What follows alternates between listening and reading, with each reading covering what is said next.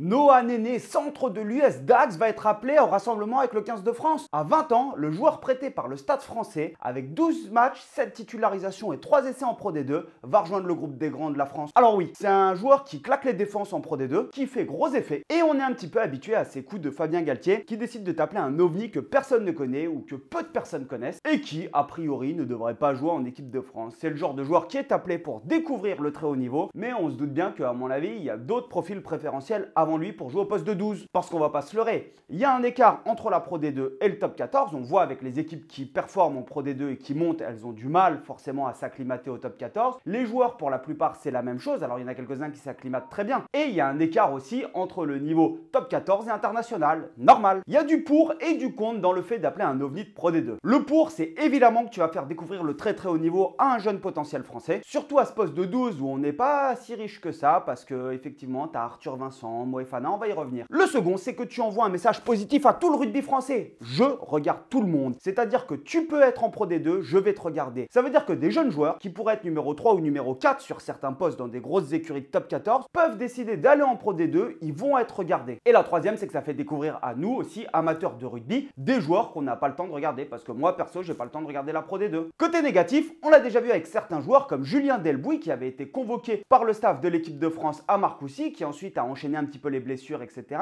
et qui depuis n'est plus dans les radars pour le moment du 15 de France. Pourtant, il joue le week-end en top 14. Est-ce que ça te fait pas prendre aussi un petit peu le melon d'être mis sous les projecteurs trop tôt? Alors bien sûr, il va progresser et quand tu es sélectionneur, tu places tes billes, tu essayes d'évaluer les potentiels. Les mauvaises langues diront que Fabien Galtier était du Stade français, que Laurent est au Stade français, que le joueur a été prêté par le Stade français et qu'en faisant ça, tu fais augmenter la cote du joueur.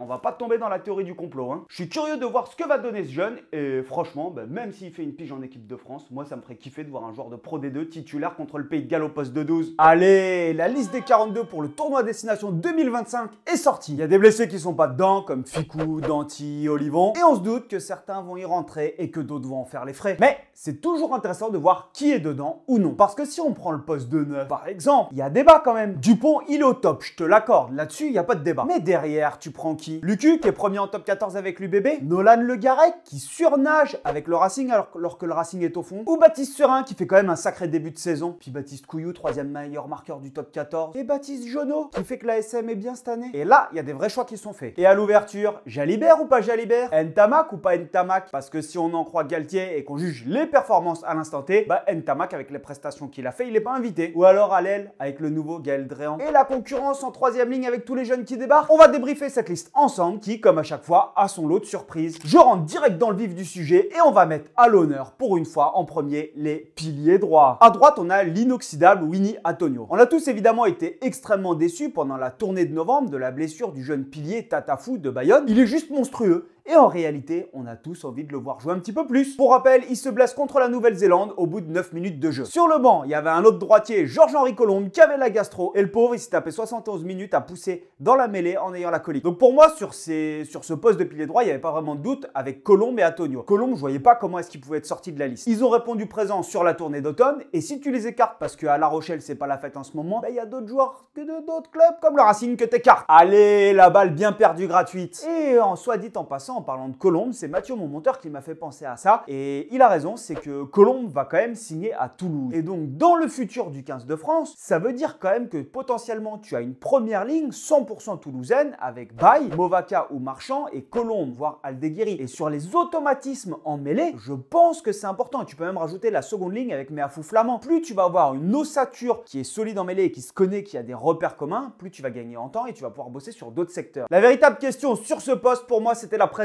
ou non de Tatafou dans le groupe, ou dans la liste des 42 en tout cas. Il a repris le terrain la semaine dernière avec son club, et là, on rentre dans un petit jeu entre la sélection et les clubs. Son manager Grégory Pata nous a indiqué qu'il avait repris la course la semaine dernière. Quand il le définit, il dit que c'est un joueur qui a besoin de matcher pour reprendre le rythme. En gros, si tu lui fais faire des diagonales comme ça et comme ça, il aime pas, mais par contre, si tu le fais courir après un ballon et puis bouffer 2-3 mecs et mettre des grands coups de tête et des placards, il kiffe et il prend du rythme. Et c'est très intéressant de voir ce que Grégory Pata, parce qu'il fait passer un message dans une interview qui n'est pas anodine du tout, la semaine dernière. Je pense qu'il a besoin de se réentraîner, de matcher, d'avoir du minutage avant de repartir sur le projet international. Là, le message, il est clair pour moi et ça fait partie du jeu. Fabien Galtier, lui, son objectif, c'est d'avoir les meilleurs joueurs pour le tournoi. Parce qu'on va pas se mentir, Fabien Galtier, même s'il fait une bonne tournée, si tu termines 4e ou 5e, est-ce que tu le gardes à la tête de l'équipe de France? Parce qu'avec la génération exceptionnelle qu'il a, on a gagné qu'un seul tournoi pour le moment. Hein. Donc il prend tous les meilleurs et si les meilleurs se blessent, il s'en fout, il en a d'autres. Pour les clubs, c'est différent. Dans la gestion des joueurs, ils gèrent les joueurs pour que les mecs ne se blessent pas, pour pouvoir les garder le plus longtemps possible frais. Donc Grégory Pata, il dit et il ajoute, il a raison. Pour moi, ce serait précipité qu'il reparte directement avec l'équipe de France. Je n'ai pas encore la lisibilité avec le staff de l'équipe de France, ce que je regrette. Fabien, laisse-moi mon joueur, s'il te plaît. La dernière fois qu'il est parti avec toi, je ne l'ai pas eu pendant 2 mois. En fait, Bayonne n'a tout simplement pas beaucoup de joueurs en équipe de France. Donc Fabien Galtier, il va pas s'emmerder à appeler Grégory Pata. Et ça se trouve, ils s'aiment pas tous les deux. À mon avis, il fait un petit peu plus de diplomatie avec les mecs de l'UBB de Toulouse. Galtier a fait son choix avec Winnie Antonio, Georges-Henri Colombe. Et on a le retour d'un vieux de la vieille, Rabah Slimani, l'ancien de l'ASM, qui depuis 5 ans n'a pas été appelé et qui est parti s'expatrier au Leinster.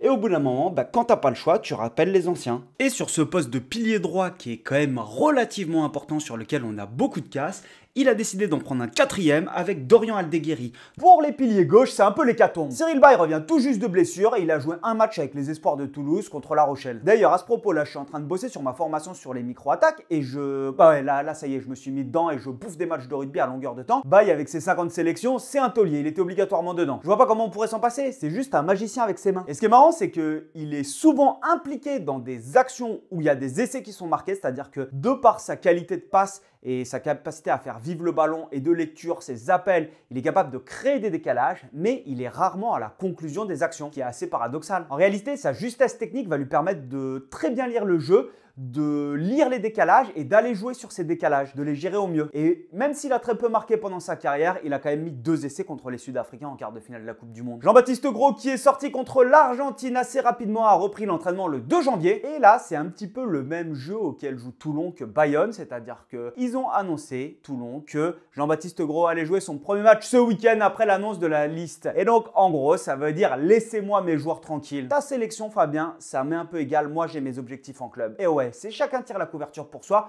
parce qu'on n'est pas capable de, pour le moment, de trouver des accords. Ou en tout cas, pas assez bons les accords. C'est-à-dire que quand tu t'appelles Toulouse, tu peux te permettre d'envoyer des joueurs. Mais quand tu t'appelles Toulon ou Bayonne et que tu es en train de raccrocher le wagon pour être qualifiable, bah non. Parce que s'il n'était pas dans la liste, Jean-Baptiste Gros, derrière on a Dani Priso, mais qui pour moi est un peu badé par le sélectionneur depuis quelques temps, et Baptiste Erdosio, le pilier de Montpellier. 175 cm pour 115 kg, c'est le titulaire au poste de numéro 1 au MHR. Bon, Fabien Galtier, du coup, il n'y a pas trop de surprises sur le premier poste, c'est Cyril Bay. Ensuite, on a Jean-Baptiste Gros. Et il a enfin retrouvé le numéro de téléphone de Dani Priso, ça récompense son gros début de saison, parce que moi je le trouve perso énorme. De la même manière qu'avec les piliers droits, avec les piliers gauches, il décide d'en prendre un 4e avec Beria. Les fêtes, c'est souvent la période où on se fait plaisir et où on dépense un peu trop aussi. Alors pour bien commencer l'année, je vais vous proposer une offre qui va faire du bien à tout le monde, et surtout à votre style et votre portefeuille. Aujourd'hui, je vais vous parler de Chilton, qui est une marque qui me suit depuis le début. C'est grâce à elle aussi que je peux me permettre de produire les vidéos comme ça, etc., de passer autant de temps. Ils ont des sables vraiment stylés. Ça, c'est le t-shirt de base. C'est une marque 100% française qui est implantée dans le rugby depuis longtemps. Ils équipent des clubs. Ils font les maillots, shorts, chaussettes, etc. Mais surtout, ils s'occupent du sportswear de clubs professionnels comme Castres, comme l'AS Béziers, comme Montpellier, etc. Les produits qu'ils proposent, c'est des produits du coup 100% français, mais surtout qui sont de qualité et qui durent dans le temps. Moi, j'adore avoir ce petit côté un peu touche rugby dans les affaires que je porte, même si quand je m'habille pour aller bosser en tant qu'agent immobilier, je suis vachement plus classe que ça. Mais du coup, avoir Chilton qui a ce côté classe et élégant, mais en même temps sportswear qui rappelle le côté rugby. Alors, ils ont une gamme sportswear et qui est clairement chouette. Mais aujourd'hui, je vais plus vous présenter des fringues pour être sympa pour la Saint-Valentin. Alors, je vous avoue que c'est pas du tout mon style habituellement, mais là, ma femme m'a dit que ça m'allait archi bien. C'est-à-dire que c'est un petit pull rose, comme ça, qui est discret avec la marque Chilton, qui est agréable à porter, qui est pas trop moulant, et qui du coup met un petit peu des couleurs qui changent de l'habitude. Il y a ce modèle-là en bleu que moi j'apprécie parce qu'il est un petit peu plus chaud. Il te permet de rester classe et surtout quand tu as une chemise, tu vois, ça te permet d'avoir le col ouvert et de laisser respirer. Sur la dernière vidéo, vous avez été nombreux à me demander ce que c'était. C'est un pull Shilton, celui-là, spécial pour soutenir le 15 de France au coin du feu. Et le dernier modèle, c'est quelque chose que je n'avais pas porté depuis archi longtemps. Agréable et c'est classe. Même chose quand je vais en rendez-vous, avoir un pull comme ça avec une petite veste, ça fait habiller. C'est juste pas pratique pour le mettre quand je suis en train de parler et pour tenir le micro parce que sinon je pense que ça va grésiller. Et c'est ce que j'aime bien avec Shilton, c'est que ils font des vêtements qui sont axés chic rugby, mais pas que. C'est-à-dire que c'est des vêtements que tu peux porter dans la vie de tous les jours aussi. En ce moment, c'est les soldes évidemment, mais en plus des soldes, avec mon code promo dans la description et le lien, vous avez 10% supplémentaire. Alors c'est ce que je dis souvent, c'est que c'est aussi les collaborations qui me permettent moi de m'en sortir avec YouTube. Donc je vous encourage à aller faire un tour sur le site de Shilton et leur donner de la force, c'est me donner de la force aussi. Et maintenant on continue le débrief. Du côté des talons, on a un profil qui surnage et que tout le monde attend. En tête de liste des après-matchs, vraiment un concurrent sérieux dans les affaires extrasportives. Vous l'avez reconnu bien sûr, j'ai nommé monsieur Kamisha. Il postulait au niveau du poste de talon. Et oui, parce qu'entre les Jégou, Oradou, Jaminet, franchement Chat il aurait été au top. Plus sérieusement, grosse pensée pour lui parce que je le connais pas personnellement, mais je sais qu'au Racing, il a eu des débordements extrasportifs, mais comme il y a plein de joueurs qui en ont, donc tu sais pas ce qui s'est passé en fait, pourquoi il s'est battu avec Abosi, comment ça, etc. Tu peux pas savoir tant que tu y es pas, mais ce que je sais c'est qu'il était vachement impliqué auprès d'associations de supporters, il passait voir les gens du public, il aidait des handicapés, etc. Non, je pense que c'est un mec bien. Ouais, et à mon avis il a dû déraper avec l'alcool, mais comme on est beaucoup à l'avoir fait dans le milieu du rugby, où au bout d'un moment l'alcool devient une banalité. On a donc les deux Toulousains avec Movaka en numéro 1, et même chose, je regarde ses performances depuis 2023 avec l'équipe de France, et aussi avec Toulouse, parce que je regarde beaucoup Toulouse et l'UBB sur les micro-attaques, il est sur une autre planète depuis 2023. Sincèrement, c'est une autre planète. Il faut quand même se souvenir qu'il était numéro 2, que c'était la doublure de Marchand, de Julien Marchand en club et en sélection nationale, jusqu'à l'ouverture du match de Coupe du Monde contre les Blacks, où Marchand se blesse. Et là, il rentre et il fait une prestation de barjo. Je sais pas si tu te souviens, mais cette touche qui est jouée à 2 avec Dupont qui lui remet, il te met un petit coup de pied par-dessus, mais c'est juste un caviar. Et à partir de ce moment-là, il a tué le game pour moi. Il a tué le game. Il a sorti tout simplement des prestations exceptionnelles. Et il est passé titulaire en équipe de France comme à Toulouse. Là où Toulouse quand même a cette possibilité, ce choix, ils font souvent des turnovers, même entre finale de top 14 et finale de Champions Cup. Tu regardes derrière, c'est pas forcément les mêmes qui jouent. Mais par contre, 8e, quart, demi et finale de Champions Cup, c'est Movaka le titulaire. Et demi et finale de top 14, c'est Movaka le titulaire. Il a mis Marchand sur le banc. Et ils ont des styles de jeu extrêmement différents. Là où Movaka, il va apporter, pour moi, par sa mobilité, alors qu'ils font le même poids, j'ai regardé, c'est le même poids. C'est des buffs, c'est des tanks, c'est 115 kg ou 110 plombs. Movaka, il va apporter par sa vitesse, sa capacité à dynamiser le jeu, sa capacité à gagner des duels, à mettre des cadrages débordements, à te générer de l'avancée. Julien Marchand, lui, il va apporter plus par sa densité au contact et avec ses gros vérins à venir contester des ballons. C'est-à-dire que dans la notion du combat, je pense que Marchand est plus fort. Après, j'aime bien cette idée un petit peu comme l'Afrique du Sud où Malcolm Marx, qui a quand même été un des joueurs, il me semble qu'il a été élu meilleur talonneur du monde. En fait, il est remplaçant de Mbonambi. Donc Mbonambi qui a un profil vachement plus guerrier, dur au mal, etc. Mais du coup, quand il rentre, il amène par sa mobilité et sa capacité, lui, à être plus précis dans le jeu que Mbonambi qui va être plus dans le combat. Nous, c'est un petit peu l'inverse. C'est-à-dire qu'on a Peato Movaka qui est capable de tenir plus longtemps et qui va amener de la vitesse. Et du coup, quand tu as Marchand qui rentre, moi, c'est un combo que j'aime bien parce que Marchand, il te récupère des ballons sur pénalité. Tu t'imagines quand même que quand tu as Marchand qui rentre à la 30e minute, s'il arrive à te contester 2 ballons en 30 minutes, mais tu récupères deux pénalités au niveau international, c'est juste énorme. Derrière, si on prend les performances en club, je pense qu'il y avait Barlow et Bobigny parce que Bobigny fait aussi une sacrée saison. Et il y a aussi la Motte. Et là, je vous avoue que j'avais aucune idée de qui allait être pris parce qu'on a Bourgarit qui est blessé. Bourgarit était le numéro 3 et donc je ne savais pas du tout. Au talon, on a donc Movaka, Marchand et la Motte. Ça fait déjà 5 minutes que vous regardez la vidéo et vous n'êtes toujours pas abonné. Eh mes petits loulous, c'est le seul moyen que moi, vous avez de récompenser mon travail, c'est de lâcher votre pouce bleu, de vous abonner et de mettre la petite cloche. Et surtout qu'il va y avoir des débriefs sympas, là, il y a des trucs sympas qui arrivent, j'ai des gros projets pendant le tournoi de destination, donc c'est le moment de le faire là. Puis en plus, c'est gratuit. La seconde ligne, c'est un poste sur lequel on est très riche maintenant. Enfin, moi, je trouve qu'on est très riche, et sur lequel aussi on a beaucoup de blessés. Le Catalan Tuilagi, il est toujours pas opérationnel, et on a Guillard qui est blessé. Mais à fond, on savait qu'il était dedans. Et lui, plus je le regarde, plus il m'impressionne. Alors, mesurer 2 mètres et 150 kg, forcément, ça doit aider. Mais il arrive à jouer extrêmement proche de la défense et à lâcher ses ballons au cordeau en fait en mettant les mecs dans des intervalles. Bon, alors après, on voit pas se leurrer. C'est-à-dire que je pense que quand tu vois arriver l'espèce de fric ego américain là qui est sur des rails, à mon avis, t'es pas en train de te dire on contrôle, etc.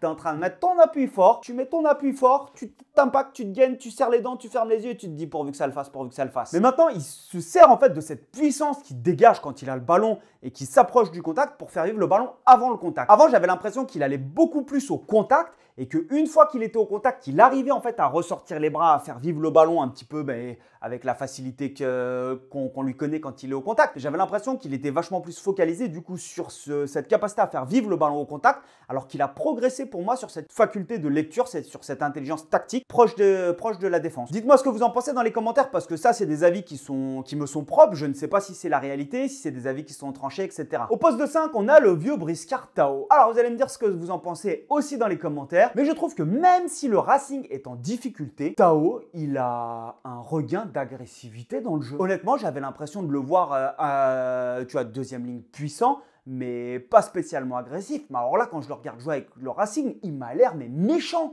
au point où il fait des fautes bêtes, il prend des cartons. Tu vois, t'as l'impression qu'il a pété sa durite et en gros, il a posé le cerveau, il a dit « Ah ouais, vous allez voir maintenant, moi je vais devenir un vrai deuxième ligne, un Pakis Bota. » Là où avant, j'avais l'impression que c'était le pépère un peu tranquille, tu vois, solide, mais cool. Là, il a l'air méchant. Alors, j'ai peut-être cette impression aussi parce que quand t'es en équipe de France au niveau international, bah, c'est vachement plus dur en fait d'être encore plus agressif puisque t'es face aux meilleurs des meilleurs. Et donc, du coup, c'est plus dur de marquer tes adversaires que dans le championnat domestique. Mais j'ai quand même l'impression qu'il est proche de son meilleur niveau. En 4, on a Thibaut Flamand et le deuxième ligne moderne par excellence, mobile, adroit. Il a même fait des études pour vous dire que le rugby il a changé quand même. Maintenant les secondes lignes ils font des études. Brennan, le jeune 2001, il fait des très bonnes performances à Toulouse et il s'est imposé maintenant comme un cadre, enfin pour moi c'est un cadre de l'effectif, il est dans la rotation normale. On l'a déjà vu sur les rassemblements du 15 de France et surtout je pense qu'il amènerait, il aurait amené en équipe de France cette hauteur dont on a besoin parce qu'autant au profil 5, on en a deux qui sont des profils 5 avec Flamand aussi qui peut jouer 5, mais qui sont pas forcément des profils aériens. Et Brennan, je pense qu'il a cette mobilité et cette hauteur qui pourrait faire du bien à l'équipe de France. Au poste de numéro 4, en prétendant, on avait aussi Yacouba Camara,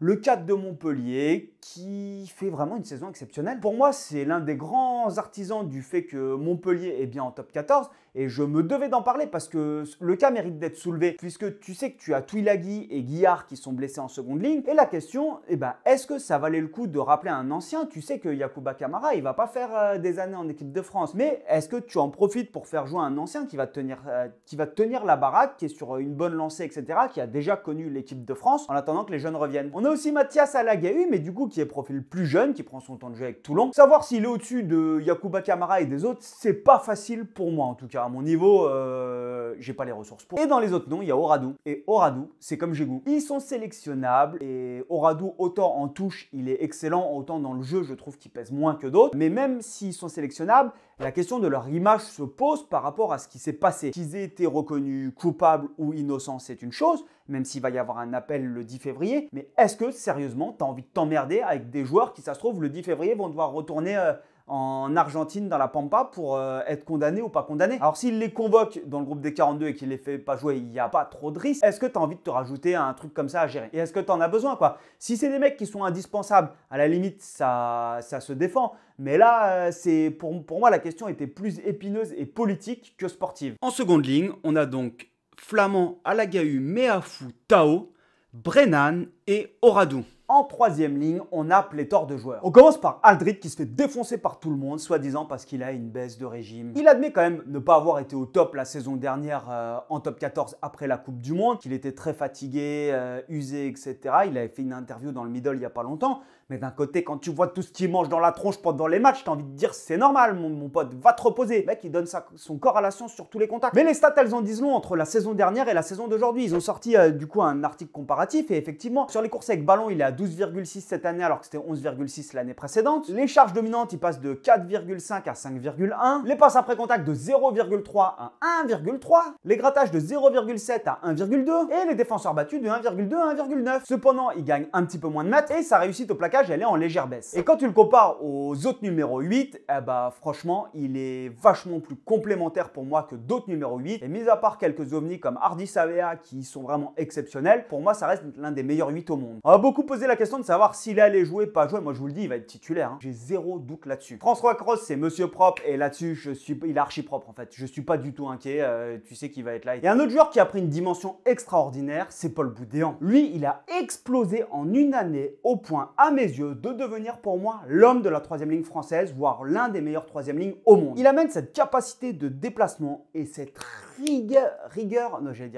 cette rudesse. C'est un joueur qui est extrêmement rugueux dans le combat. Et pour moi, il a changé de dimension avec les prestations qu'il a sorties sur le mois de novembre, sur cette tournée. Il a montré qu'il pouvait surdominer n'importe qui. Dis-moi ce que t'en penses dans les commentaires parce que j'aimerais bien peut-être faire un petit focus sur lui. Marco Gazzotti, on en a tellement entendu parler qu'on était content de le découvrir pendant la tournée de novembre. Il a réussi à 20 ans à s'imposer comme titulaire dans l'équipe leader de top 14 au poste de 3e ligne sens. Alors oui, il peut jouer aussi 3e ligne L, mais il joue majoritairement 8. Et pourtant, il y a du client avec Tevita Tatafou là-bas. Je l'avais trouvé intéressant cet automne, mais particulièrement timoré. Je m'explique. Il avait été très propre sur tout ce qu'il avait fait, mais j'avais l'impression qu'il n'avait pas envie d'en faire trop, comme s'il ne voulait pas toucher trop de ballons, qu'il ne voulait surtout pas faire d'erreurs pour rester propre dans tout ce qu'il faisait. Alors c'est une très bonne chose, mais je pourrais lui reprocher, moi, ce manque de prise d'initiative. C'est-à-dire que tu sens qu'il est capable d'amener beaucoup plus, mais comme il le fait à l'UBB, et que là, sur sa première entrée au niveau international, il était tranquille. Et c'est peut-être qu'une impression, dis-le-moi dans les commentaires. À l'UBB, moi, je le trouve énorme. Ce qu'il fait à l'UBB, c'est juste exceptionnel. Là, vous allez me le dire, tous les supporters de l'UBB, quand vous regardez ses matchs, on est d'accord. C'est juste impressionnant ce qu'il fait comme performance. La question de Woki mérite d'être soulevée. Parce qu'à la base, c'est un 3e ligne, il ne faut pas l'oublier. C'est son poste, même s'il fait 1m96. Il est extrêmement mobile et c'est un mangeur d'espace. Il a commencé à ce poste à l'UBB et c'est là où il a explosé en 3e ligne L, notamment avec leur système en 1-3-3-1 à l'époque. Il était runner dans les couloirs. Le nombre de d'essais ou de décalages qu'il te crée dans ce couloir des 15 mètres, c'est impressionnant. Et il a été repositionné en 2021 par le staff de l'équipe de France au poste de seconde ligne lors de cette fameuse tournée et de ce match contre les All Blacks. Et sur cette saison 2021-2022, il a joué tous les matchs en 3e ligne, sauf 5 matchs du tournoi destination et un match pour dépanner avec l'UBB en fin de saison. Et à partir de ce moment-là, il y a une bascule qui a été effectuée, c'est-à-dire qu'à mon avis, il a eu une discussion avec Fabien Galtier qui a voulu le repositionner sur ce poste, même si ça ne te plaît pas de jouer de seconde ligne parce que tu es habitué à avoir la tête en dehors de la cage, etc. et que tu es plus à l'aise en 3e ligne. Quand tu as le sélectionneur de l'équipe de France qui te dit « je te fais confiance, regarde, on a gagné le Grand Chelem et tout, je veux que tu sois mon 2e ligne pour la Coupe du Monde », toi tu dis « ok, il n'y a pas de souci ». Je vais m'y filer, je vais basculer 2e ligne. Et la saison d'après, il a partagé son temps de jeu entre la 3e ligne et la seconde ligne sur la saison 2022-2023. Et je pense que ça, c'est une demande du joueur vers le Racing de manière à préparer au mieux la Coupe du Monde pour qu'il puisse partir à la Coupe du Monde. Il a joué au poste de numéro 4 à la Coupe du Monde et après la Coupe du Monde, il a continué en club à jouer numéro 4. Et puis là, tu as changement de ligne, tu as Posolo Tilagui qui arrive, tu as Meafou qui arrive, tu as Guillard qui arrive et ciao Woki, absent pour le tournoi Destination 2023. Tu as été le 4 de l'équipe de France pour le Grand Chelem et pour la Coupe du Monde et puis là, tu n'es plus invité. Toi, tu as fait des sacrifices pour jouer 4 parce que sinon, tu n'étais pas en équipe de France parce qu'il y avait de la concurrence et que le sélectionneur t'a dit il faut que, mais tu n'en avais pas envie. Et là, ça fait ni une ni deux. Il a fait un grand fuck à Fabien Galtier en disant mais tu me prends pour qui? Moi c'est pour toi que je jouais 4. Et bien puisque c'est comme ça, je ne joue plus 4. Et il n'est pas pris pour le 6 Nations 2024. Et là, bam, en février 2024, il rebascule numéro 6. Il a juste dépanné sur la fin de saison quelques matchs en numéro 4. Et cette saison, il n'y a pas un seul match où il a joué 2e ligne. Il joue 3e ligne. Il te fait une moisson en touche. Il défonce tout le monde en touche. Et il fait partie pour moi des joueurs qui surnagent avec le Racing. Alors la question que vous pouvez se poser, c'est est-ce que Fabien Galtier allait le bouder en seconde ligne? Ou est-ce qu'il y a une fracture qui s'est opérée entre ces joueurs? Et entre Cameron Woki et Fabien Galtier. Sachant que Cameron Woki, il me semble que c'est un grand pote de Mathieu Jalibert aussi. Et est-ce que là, tu commences pas à avoir une fracture qui s'effectue entre certains joueurs et le sélectionneur? Ça a toujours eu lieu. Mais là, c'est quand même sur des choix où on n'a pas plus d'infos que ça en fait. On a le cas de Jelonge qui revient de blessure. Il n'a plus rien à prouver, lui, sur tout ce qu'il a déjà produit et ce qu'il était capable de faire au sein du 15 de France. Mais depuis qu'il est revenu de blessure, je suis désolé, il n'est pas à son meilleur niveau. Il joue à Toulouse, bien sûr, c'est un excellent joueur, mais il s'est même mis à dépanner en seconde ligne parce qu'il est en concurrence avec Roumat, avec Cross, avec Willis. Alors, je me suis posé la question question, est-ce que le fait qu'il ait fait des piges en seconde ligne avec Toulouse, c'est pas aussi en concertation avec Fabien Galtier? C'est-à-dire que, ouais, t'as un profil qui Jelonche, qui est un gros combattant, mais qui au bout d'un moment peut redescendre en deuxième ligne s'il faut pendant les matchs. Parce que Toulouse, on a Roumat qui pour moi est au-dessus et en équipe de France. Sur la dernière liste, avait appelé un ovni, Thémo Mathieu, troisième ligne à l'UBB. Il a quasiment joué tous les matchs à l'UBB et s'est imposé en tant que numéro 7. Mais alors là, la concurrence, elle fait rage. Parce que derrière, pour moi, il y en avait d'autres. Il y avait Tixeron, en fait, je vais pas pouvoir tous les citer. Tu as Abadi, tu as Jégou. Et Galtier, il a fait son choix. En troisième ligne, Aldrit, Boudéan et Cross, on le savait. Gazotti, Jégou, Jelonche et Abadi. Le poste de demi de mêlée. Fabien Galtier s'est-il cassé la tête sur le poste de demi de mêlée? Et surtout, est-ce qu'il va arrêter de tortiller du cul? Dupont, indispensable. Le Garec, il surdomine tellement avec son club et à chaque fois qu'il a joué avec l'équipe de France et qu'il est rentré ou qu'il a été titulaire, on n'a rien à lui dire. À un point où il est passé devant l'UQ dans la hiérarchie. Ok. Maintenant, on a Couillou qui, avec son club, est extrêmement fort. Couillou qui est le troisième meilleur marqueur du top 14. Ok, Dupont est en vacances depuis le début de la saison, mais quand même. Et si on prend les performances individuelles à l'instant T, comme pour Jalibert, est-ce que Couillou, c'est pas le meilleur? Il y a aussi Baptiste Serin avec Toulon qui est bon. Après, Baptiste Serin, j'ai l'impression qu'il a fait son baroud d'honneur en Argentine. Il a ce côté dynamiteur et imprévisible. Il est capable de coups de génie, mais il est capable aussi de grosses bourdes à des moments en fait de vendanger des situations qui ne doivent pas être vendangées. Vous allez me dire ce que vous en pensez, les Toulonnais, vous le connaissez sûrement mieux que moi. Est-ce que Serin, c'est un œuf qui est fiable à 100%? C'est un œuf qui peut être excellent, qui a des coups de génie, mais à des moments, sur des choses simples, il est capable de craquer et d'avoir le mauvais geste, ou le geste pas assez précis. Et pourtant, il est capable vraiment de gestes extraordinaires que lui seul est capable de faire. En tout cas, je suis pas sûr que ça soit un profil comme ça que Fabien Galtier cherche pour être derrière Dupont. Et revient toujours la question de Baptiste Jonot, parce que si l'ASM est à ce niveau-là cette année, je sais pas si vous avez suivi les matchs de l'ASM, mais c'est juste exceptionnel ce qu'il fait. Dès qu'il touche un ballon, il est capable de te bonifier des situations qui sont catastrophiques, il est capable de t'accélérer le jeu. Enfin, c'est pour moi, c'est dommage qu'il n'ait pas une seule feuille pour le moment. Alors pourquoi est-ce que je dis que j'aimerais bien que Fabien Galtier arrête de tortiller du cul? Parce qu'avec son 15 un petit peu grisonnant, il manque de clarté pour moi dans le choix du poste de numéro 9. Parce qu'il y a Dupont, ok, mais depuis qu'il est là, ça alterne entre Lucu, mais Lucu qui ne rentre pas même quand Dupont est out ou fatigué. Alors qu'il a quand même sorti Baye, Movaca et Antonio, la première ligne qui te font un quart de finale monstrueux. Mais en fait, dis-leur de serrer les dents parce que quand ils te les sortent, c'est pas la même. Aldeguerri, il rentre le pauvre, il prend une pénalité directe en mêlée. Et me dit pas, ouais, mais c'est des premières lignes.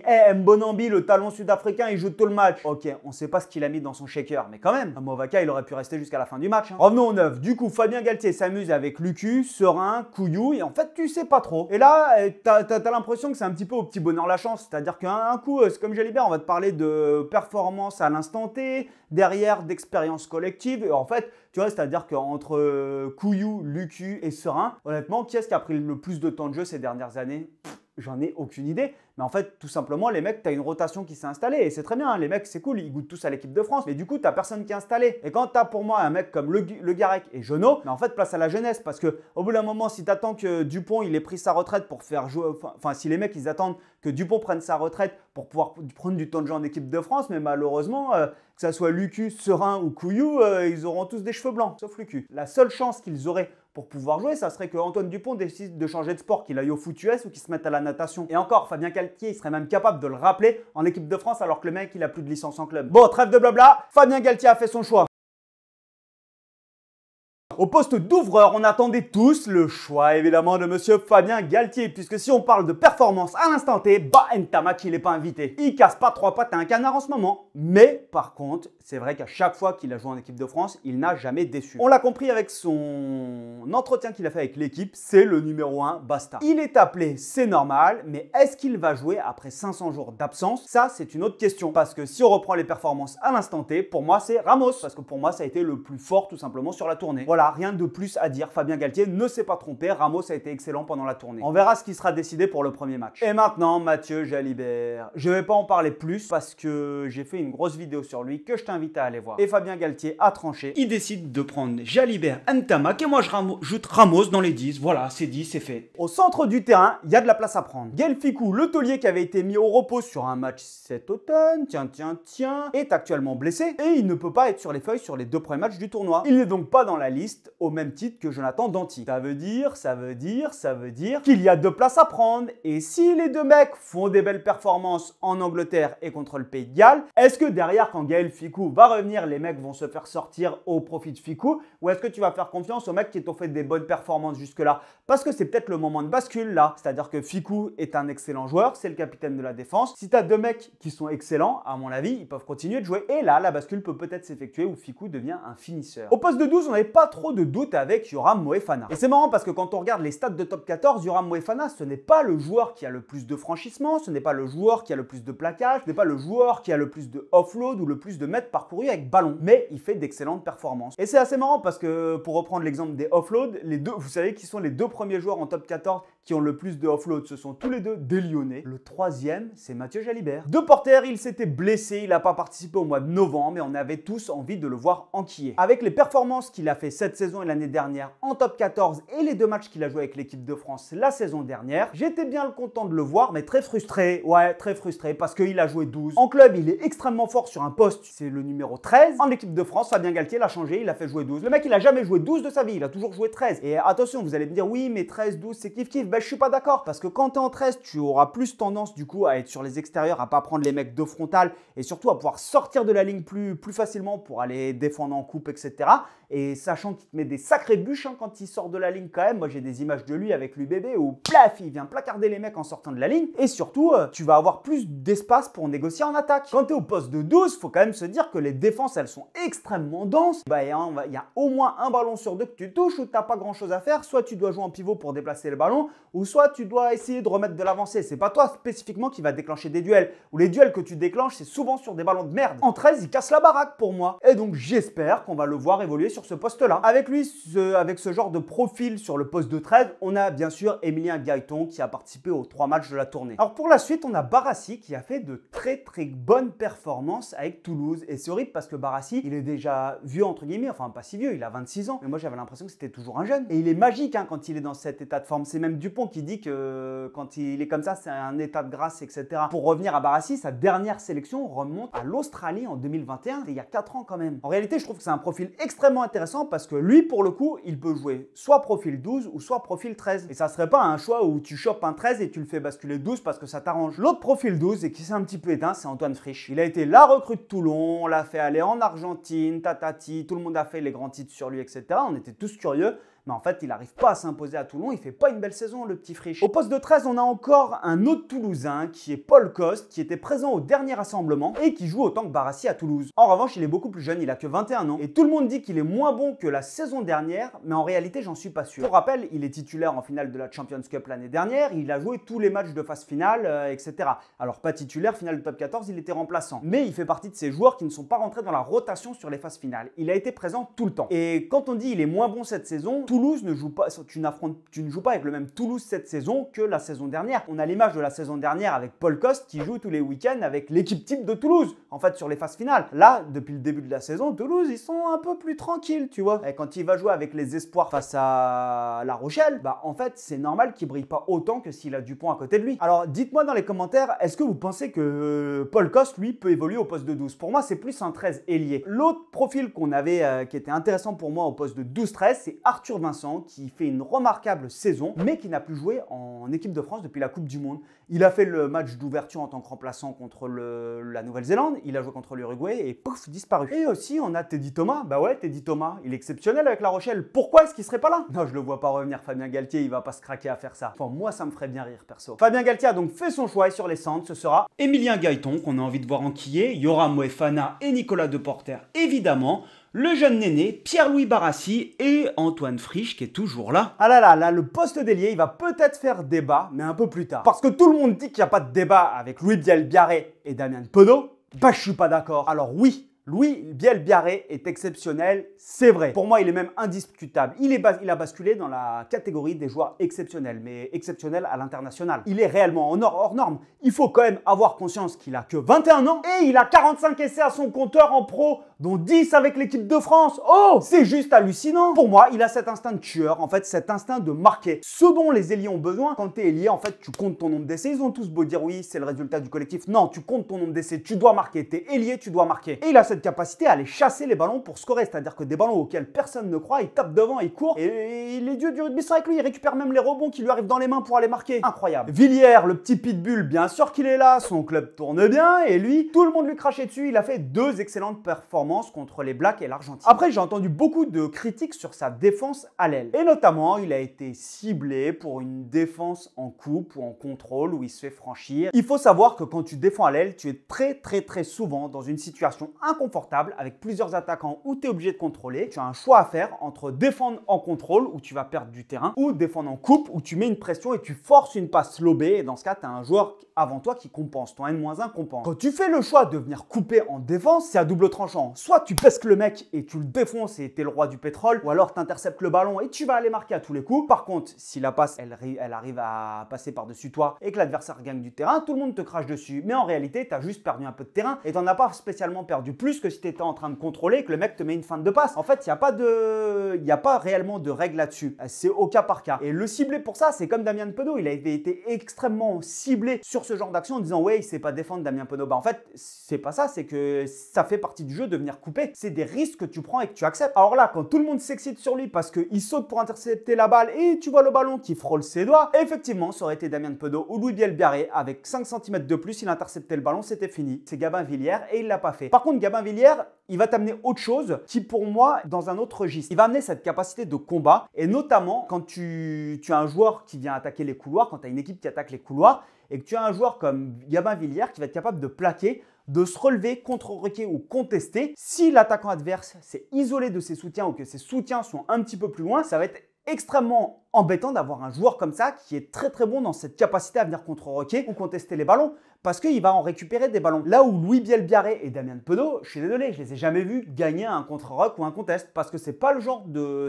ils n'ont pas d'appétence spécialement pour ça. Et donc, tu as cette forme d'appétence pour le combat qui est une qualité dont je pense l'équipe a besoin par moment. Et quand tu regardes les performances de Toulon avec Gaël Dréan et Gabin Villiers, le nombre de ballons qu'ils touchent et ce qu'ils sont capables de faire, c'est juste exceptionnel. Mathys Lebel, lui, de son côté, il est vachement plus discret. Hein. Il fait de bonnes performances avec Toulouse, mais il semblerait que ça soit pas assez pour Fabien Galtier. Après, il faut se dire aussi une chose, c'est que pour moi, le staff de l'équipe de France cherche de la polyvalence au sein de son effectif. En effet, on l'a vu, pendant la Coupe du Monde, on essayait d'avoir des troisièmes lignes qui allaient basculer au centre. On l'a vu avec Paul Boudéan, avec Sékou Makalou qui allait basculer à l'aile. Et tu cherches ces utility players qui te permettent de moduler la feuille de match et de d'avoir des réajustements tactiques très rapides en cours de match en fonction des blessures et de la physionomie du match. Alors il s'avère que le choix de basculer les troisièmes lignes derrière, on s'est aperçu quand même que c'était pas super payant. Paul Boudéan au centre, ça a été une catastrophe pour moi. Et Sékou Makalou à l'aile, je pense que c'est pas non plus le plus pertinent possible. Donc quand tu as un banc en 6-2 avec 6 avant et 2 3 quarts, tu as forcément un profil neuf sur le banc parce que tu es obligé d'avoir un joueur qui est capable de jouer neuf. Nous, on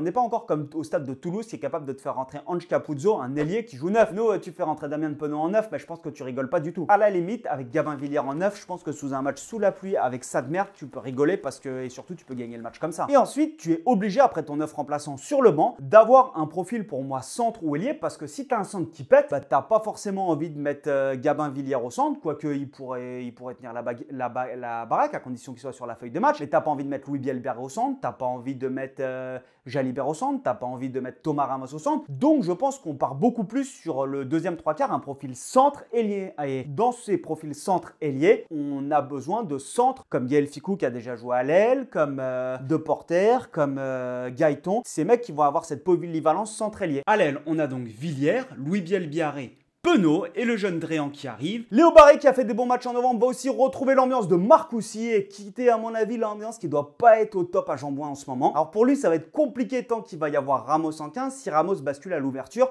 bah, sa polyvalence elle peut jouer pour lui parce qu'il peut aussi jouer 10. Mais ça, si tu fais ça, ça veut dire que tu seras une tamac du groupe. Ouh, les casse-têtes. Et à l'arrière ensuite, on va donc avoir Atisogbe pour moi qui peut jouer ailier ou arrière. Léo Barré et Ramos, mec, j'ai mis en 10. D'habitude, ce sont des avis qui me sont totalement personnels et j'adore lire les tiens dans les commentaires, donc n'hésite pas à commenter parce que je m'inspire, même si je réponds pas à tout, je m'inspire vraiment de tout ce que je vois, c'est ça qui me nourrit et qui me permet d'avancer. Maintenant, un petit mot important. J'adore créer ces vidéos et partager ma passion avec vous, mais soyons honnêtes, ça peut pas les factures. Produire du contenu, c'est énormément de travail et c'est grosso modo les collaborations commerciales qui me permettent de continuer. Et des collaborations commerciales, premièrement, on n'en a pas tout le temps parce que le rugby, c'est une niche quand même qui est particulière. Je ne suis pas généraliste ou je touche pas tout le monde. Et ensuite, il faut que les collaborations, elles marchent. Donc, si vous n'aimez pas les produits que je présente, bah, les marques, elles reviennent plus vers moi. Donc, ça, c'est une chose. Je ne peux pas dépendre que des collaborations commerciales et donc d'autrui pour pouvoir m'en sortir. Si tu apprécies mon contenu et que tu veux m'aider à le pérenniser, je te propose tout simplement de devenir contributeur. Sur YouTube, il y a une formule d'abonnement mensuel qui te permet de donner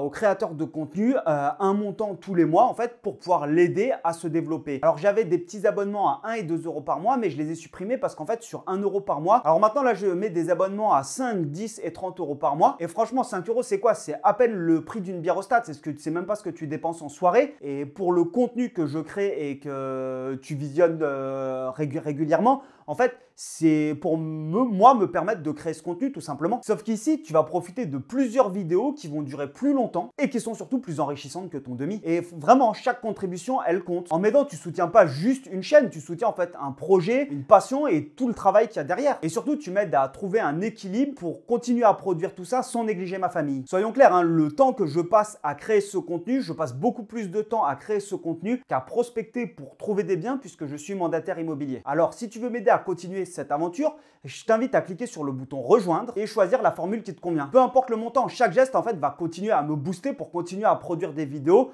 de meilleure qualité et le plus régulièrement possible. Merci à tous ceux qui soutiennent déjà la chaîne. Alors ceux qui soutenaient la chaîne avec les abonnements 1 et 2 euros, sachez qu'ils sont supprimés là, donc vous n'allez plus les avoir. N'hésitez pas à en reprendre avec un montant qui, moi, sera un petit peu plus significatif pour moi. Et à ceux qui hésitent, je vous attends de pied ferme et on se revoit bientôt. Topette l'ami!